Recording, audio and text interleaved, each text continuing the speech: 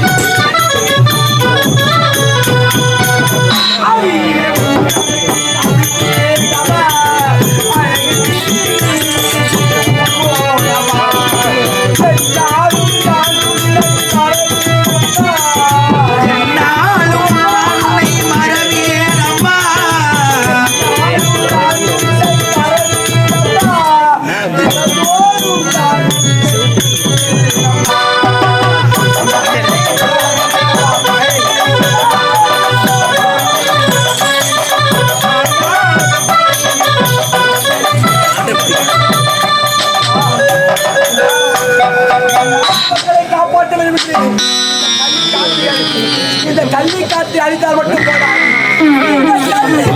அழித்தால் மட்டுமே இந்த நாட்டு மக்களை காப்பாற்ற வேண்டும்.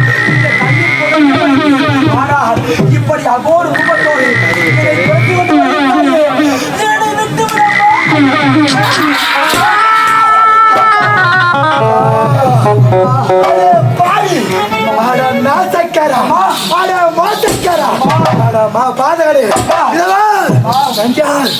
எப்படி வட்டால் மும்மூர்த்திக்கும் முதன் மூர்த்தி நெற்றிக்கண் படைத்த ஈசன் உமா பார்வதியாக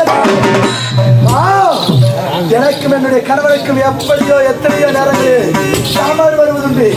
அப்படி இருவருக்குமே சண்டையிடுகின்ற சமயத்தில் என்னுடைய சுவாமி இடத்திலே சாபத்தை விட்டு இந்த உலகத்திற்கு ஓடி வந்து பல்வேறு அவதாரங்கள் எடுத்ததுண்டு. அப்படி நான் இறுதியாக சாபத்தை விட்டு வருகின்ற சமயத்தில் எனக்கு நிலையான இடம் கிடைக்காத காரணத்தால் அமைதியான இடம் இயற்கை எழில் சொன்ன இடமாக இருக்கிறது. இருந்ததே அடர்ந்ததோர் கள்ளிக்காடு. அந்த கள்ளிக்காட்டிலே ஒரு கள்ளி மரத்தடியிலே எரித்ததோர் அடர்ந்த புதர். அந்த புதருக்குள்ளே இந்த கள்ளி மரத்தையே என்னுடைய ஆலயமாக கொண்டு அதனுள் நான் ஐக்கியமாகி இருந்தேனே. பாவி, உன்னுடைய நாட்டு மக்கள் நலமான முறையை வாழ வேண்டும் என்று என்னுடைய ஆலயமாக இருந்த கள்ளிக்காட்டை அழித்து விட்டார்கள். நான் என்ன தவறு செய்தேன்? தவறு செய்தேன். என் தந்தை உழைத்தார். நான் செய்த தொழிலை நீயும் செய்ய வேண்டும், நான் செய்த திருட்டு தொழிலை நீயும் செய்ய வேண்டும் என்று உழைத்தார். ஆனால் விவசாயம் செய்து என் நாட்டு மக்களை காப்பாற்ற வேண்டும் நினைத்தேனே, அது குற்றமா? அப்படி இந்த நாட்டை மட்டும் அடித்து விட்டேன் கள்ளிக்காட்டை. இந்த புதரை விட்டு வைத்தால் நான் விவசாயம் செய்து நாட்டு மக்களை காப்பாற்ற முடியாது என்று இந்த கள்ளி புதரை அடித்தேன். அது குற்றமா? என்னை மன்னித்து விடமா, என்னை மன்னித்து. கள்ளிக்காட்டா கஞ்சமுத்தி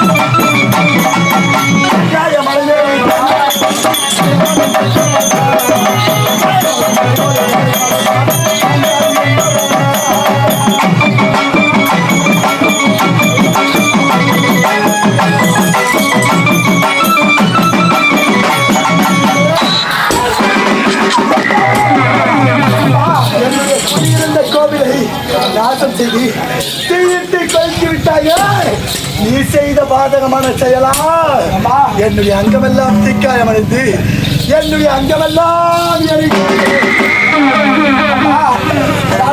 உங்கள் கண்ணை கூட்ட நான் எடுத்தது தவறென்றால் அதுக்கு உங்களுக்கு குற்றம். ஆனால் இந்த இடத்திலிருந்து நாட்டு மலராக இருந்து பார்த்தால் இந்த கள்ளிக்காட்டு எரித்தது எனக்கு சரி. ஆமா, உங்கள் தேகமெல்லாம் எரிகிறதா? அதற்கு நான் என்ன செய்ய வேண்டும் அம்மா? இதற்கு ஒரு மார்க்கம் கூறுகளப்பா. கள்ளிக்காட்டா, என் இடத்தில் இருந்து இந்த மலமா இடத்திலே இருந்து நீ தப்பிக்க வேண்டும் என்றால், உயிர் பிழைத்து செல்ல வேண்டும் என்றால் எனக்காக இருந்த கள்ளிமரமான ஆலயத்தை அடித்தாய் அல்லவா?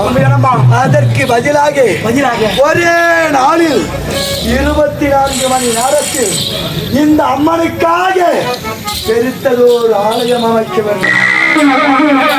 நீ செய்து முடித்தால் உன்னை நான் மன்னிக்கின்றேன். அம்மா, இந்த ஒரே ஒரு நாளில் நான் ஆலயத்தை கட்ட வேண்டுமா? அம்மா, இந்த ஒரே ஒரு நாளில் என்னால் முடியாதம்மா, என்னால் முடியாது. எனக்காக ஆலயத்தை நிறுவி அதற்கு முன்பதாக வன்னி மரம் என்று சொல்லக்கூடிய ஒரு மரத்தை நட்டி ஒரு நாள் சூரியன் உதயமாவதற்கு முன்பதாக என்னுடைய ஆலயத்திற்கு நீ கும்பாபிஷேகத்தை செய்து முடிக்க வேண்டும். அப்படி செய்தால் மட்டுமே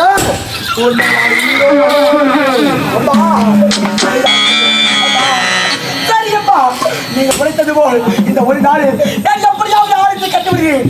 இருந்தாலும் அதான் நீங்க படித்தது போல் நான் வன்னிய மரத்திற்கு எங்கே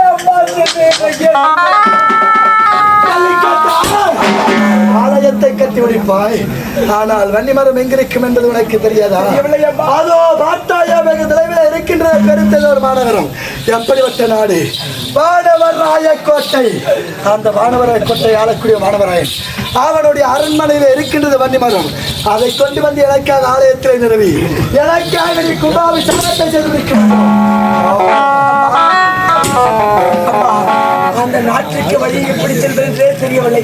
இருந்தாலும் வானவராயத்தில் சென்று வன்னிய மரத்தை கேட்டால் அவன் கொடுத்து விடுவானா? அப்பா, அம்மா அவன் நிலத்திலே சென்று எப்படியாகிலும் அதை பெற்று வர வேண்டும். அம்மா அப்படி நீ செல்லக்கூடிய சமயத்தில் உனக்கு எந்த ஒரு ஆபத்து வந்தாலும் சரி அம்மா என்று ஒரு குரல் கொடுத்தால் போதும். எனக்காக நீ ஆலயத்தை கட்ட வேண்டும் என்று முன்படுகின்ற சமயத்தில் உனக்கு ஏற்படக்கூடிய ஆபத்து எதுவாக இருந்தாலும் அதிலிருந்து உன்னை காப்பதற்காக உன் முன்னே நான் தோன்றுவேன். அப்படி இருந்தாலும் நீ சென்று வருவதற்கு எத்தனை நேரமாகும் என்பது ஒன்றுமே புரியவில்லை. ஆனால் தற்போது எனக்கு அகோர பசி. உங்களுக்கு தேவையானது என் நாட்டிலிருந்து பொன் பொருள் ஆடையாகும். அது மட்டுமல்ல உதிரபடி அனைத்தும் உங்களுக்கே கொடுக்கின்றேன்.